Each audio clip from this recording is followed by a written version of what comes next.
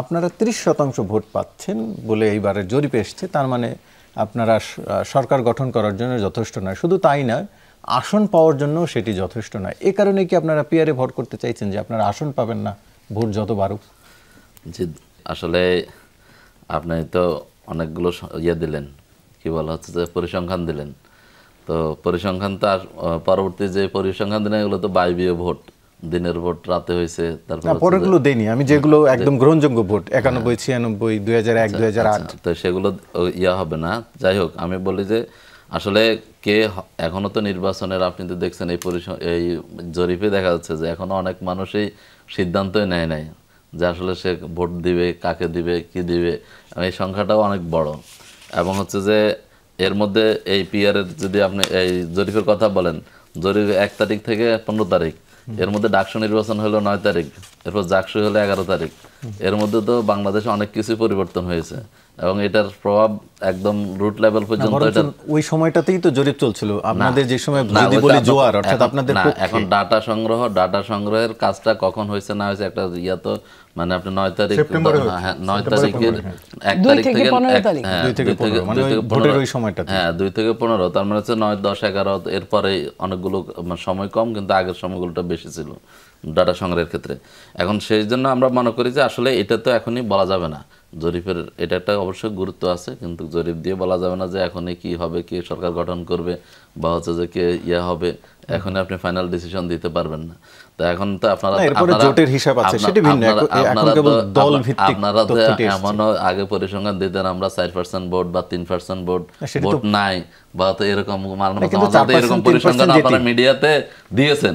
সেখান থেকে এখন 1 লাখ, এখন 30% আসছেন, এখনো তো ভোটে এখনো আরো অনেক কিছু বাকি আছে। 4-3% এর কথা বলছেন, সেটা কি একেবারে অমূলক? বিগত গ্রহণযোগ্য ভোটগুলোতেই তো আপনারা এই ভোট পেয়েছেন। হ্যাঁ, না আমি বললাম তো যে 4%, 5%, জাতীয় নির্বাচনে তো এমন 18টা আসনের ভোটকে যদি আপনি 300 আসনের রূপান্তর করেন তাহলে তো হবে না। আপনি বাকি একটা জামাতের ভোটে আপনি পরিসংখ্যান করবেন 91 এবং 96 দিয়ে। প্রথম যখন 91 তে তখন আপনারা 12% ভোট পেয়েছিলেন, ভোটের নির্বাচন করে নাই।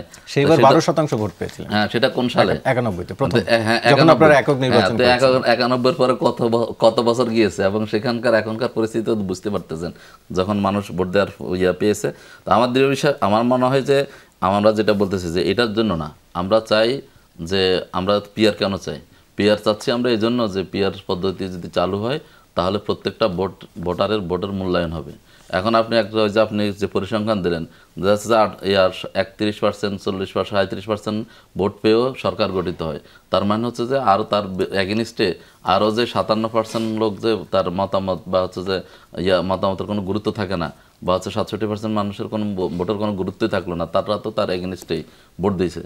তাহলে তাদের ভোটের তো মূল্যায়ন হলো না। অধিকাংশ মানুষের ভোট নিয়ে কিন্তু সরকার গঠিত হচ্ছে না। তাহলে হচ্ছে এখন যখন হচ্ছে যে আপনি 37% অধিকাংশ মানুষেরটা হচ্ছে, সবারটা নিয়ে হচ্ছে না। অধিকাংশ না, মানে 51 হলে তো আপনি বলতে পারতেন যে অধিকাংশ। এখন তো 51 হচ্ছে না আমাদের দেশে। তো সেটা 37, 38, 41, আপনি 45 যে পরিসংখ্যানগুলো দিলেন, তাহলে তো অধিকাংশ মানুষের সমর্থনও হচ্ছে না।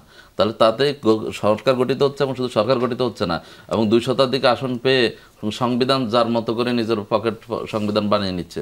আপনার যেই তত্ত্বাবধায়কের জন্য সবাই মিলে আন্দোলন করলো, এত রক্ত দিল, সে তত্ত্বাবধায়ক ক্ষমতায় এসে বাতিল করে দিচ্ছেন, বাতিল করে দিয়ে নিজের মতো করে সাজায় নিচ্ছেন, কারণ তার হচ্ছে যে সংখ্যাগরিষ্ঠতা আছে।